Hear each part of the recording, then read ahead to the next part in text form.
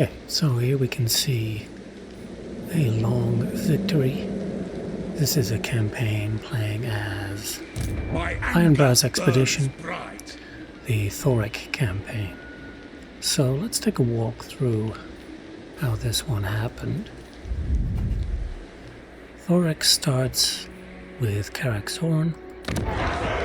He starts with a military building, and then you make your way up through here. You're fighting an orc faction, a minor orc faction in the beginning, who their final settlement is here.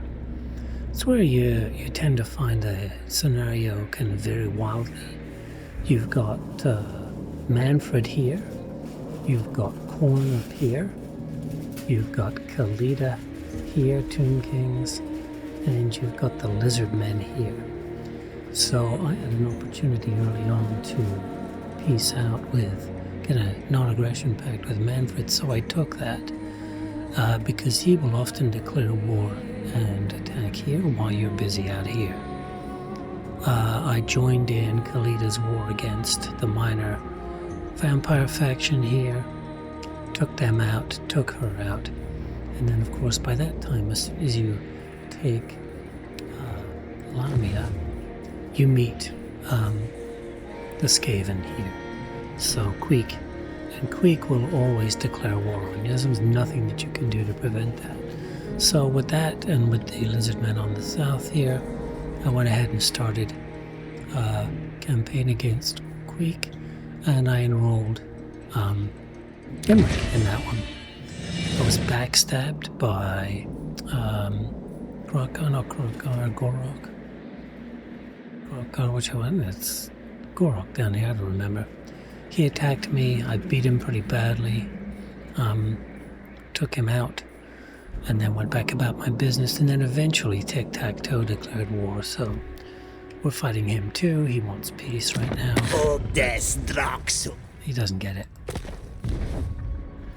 So after you take about 6 settlements, you get the option to confederate a minor dwarven faction in here. I always take that.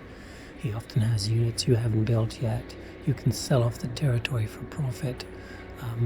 But even though most of this was taken eventually, I kept selling off stuff to the elves in order to help us fight Queek. And this was the worst, longest part of the campaign, was getting Queek out of here. Because remember, as Skaven, they can bop back and forth all over the place here. And when they have 6 or 7 armies tier 2, not much you can do about it. But eventually, we did manage to get him out of there, and then I had to decide what else to do. And I just kept going north, because the initial victory conditions involve reforging 5 artifacts. Now, if you look at the world map, the artifacts are mostly, I wonder if we can get a better one up here.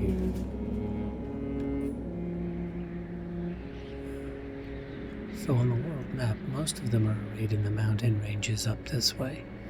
There's one here that these guys have. There's one here, for example, the Vulture Mountain. And then there's one, the last one that I don't have, is up here. There it is, right there. And in order to get those, you have to have a military alliance with whoever owns it, or own the territory yourself. So I was able to get most of those through alliances. Eventually, if we look at the victory conditions, got 30 territories and made 5 artifacts.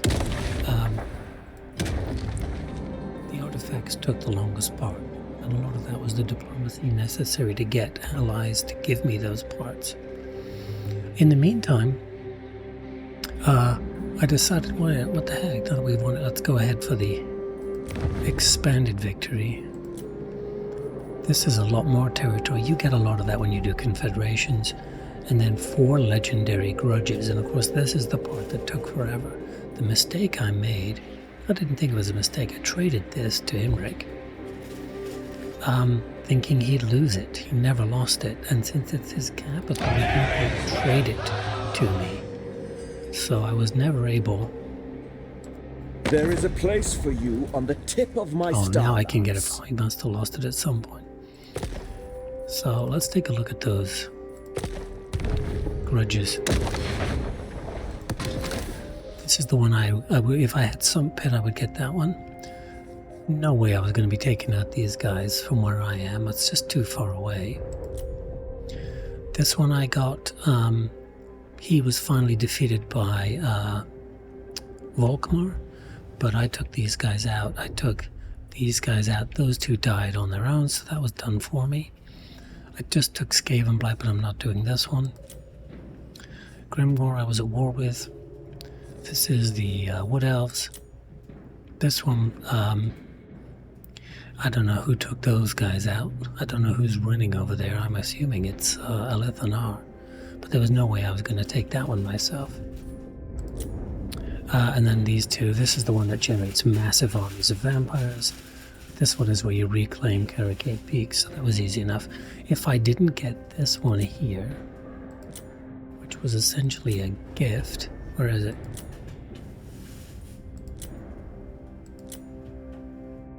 What am I missing?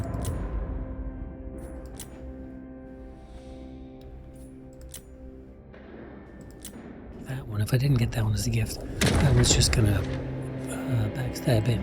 Know this. I cut off all my treaties. I will not remember. I was just about to once declare I have war on slain him you. in a couple of turns and take it out when I won the other ones. So your proximity to where those grudges are really determines whether or not you're going to do it. I think this is going to be the hardest one for anybody to do. This one, if you're taking, if as Thorek, you're gathering the parts, you're probably going to get this. Right, so this stuff has to be dwarf factions, doesn't have to be you. This one, Mulder, they're a long way from where we are, unless you're Malachi. I'm not going all the way over there. This might as well be the High Elves. Grimgor gets really powerful, so that's tough. This one here, this is Norska. So again, that's probably more tailored to if you're playing as Malachi. Okay, so what else do we have to look at? So the grudges, I still don't really get how this is working.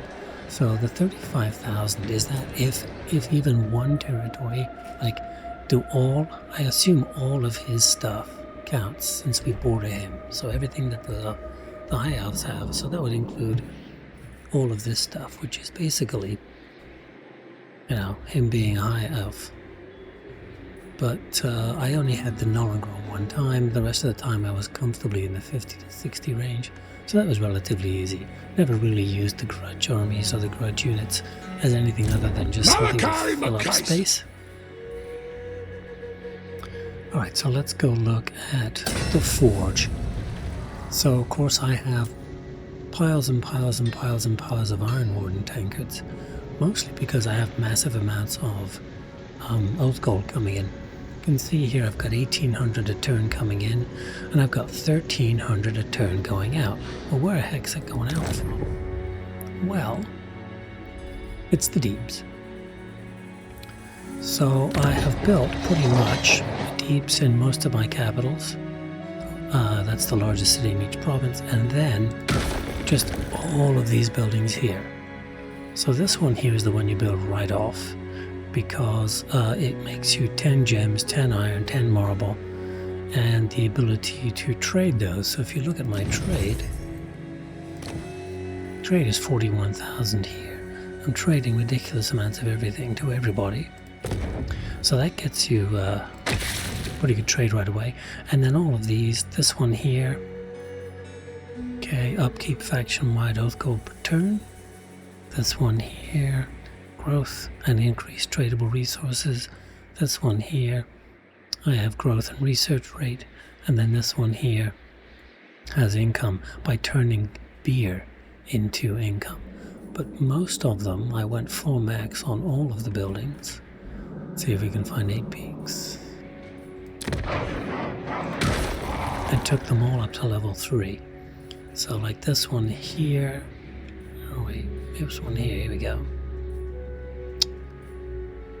Okay, so that one's getting me through 500 for 100 oath gold. So I have my 1300, 13 of those generating 500 each. So it's 65,000 a turn in gold. So the deeps you can put everywhere you want. You can check each of these guys. See, there's deeps income there. 850, 1773 there, 1400, 1500. So this is the settlement itself, and then this is the deeps income. So once you get, you know, it's a heck of a steamroller once you get going. But the first building you should build, if you're going to go broad and wide, is definitely going to be this guy right here. Just because you get extra oath gold, you get a little income, and then you get that tradable resource there. This is the one that, if you have more, is it this one? Yeah, this is the one where you make more money per settlement, but then you lose it per settlement in the region. But this goes up per turn, and this does not. Plus it adds all these other benefits. So going underground is best. In fact, what I found out when Ikit recently took Moraliano from me is that I still own the deeps there. So this is him. This is me. My deeps are still there. I assume he's going to discover it at some point. I do have Skavenblight that has the unique building. I'm not that fond of... I'm going to build this one here actually this time. So that's the magma cabins. So the unique buildings in the deeps come from this section here. Okay. So then the forge itself... as Thorek, you get runes for half price. So instead of 150, that's 75. Then there's some other things you can do to reduce that cost. Thorek Ironbrow. I believe there's one in here.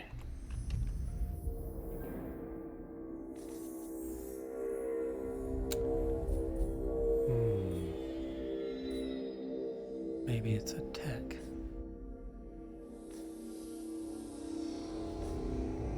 I was sure he had an ability that reduced his rune cost. Well, I dreamed it. You can usually tell there's a ridiculous shopping list of stuff down the column here. So he gets... No, not there. Look at all that stuff he has by now. Campaign effects. Here you go. Oath gold cost for crafting runes minus 25%. So he got that from somewhere else. Maybe it's that one. No, who knows? So add that to this 50% and it's 75% off cost for building anything that's a rune. I finished one of the quests here. This thing here. Right, so that allows me to build this. Income, immunity to vampiric corruption. Hero action cost 25%. So, increased chance there. The only person I don't have is Thorgrim. You can see we got most of the gang together.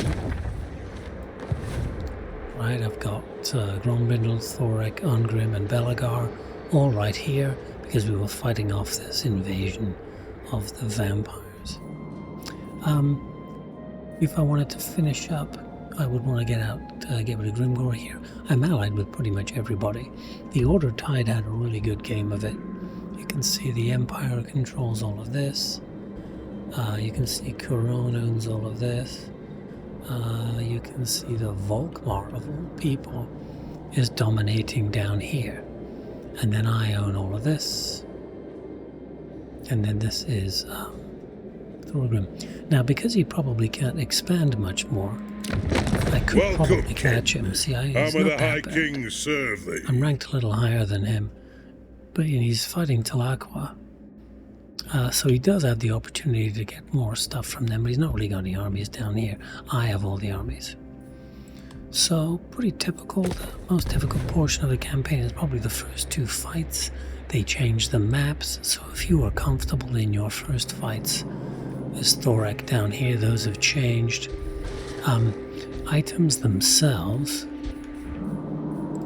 Did I get anything interesting?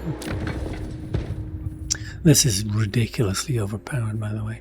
So we got this one here. This is nice. I built that one using the forge, I believe.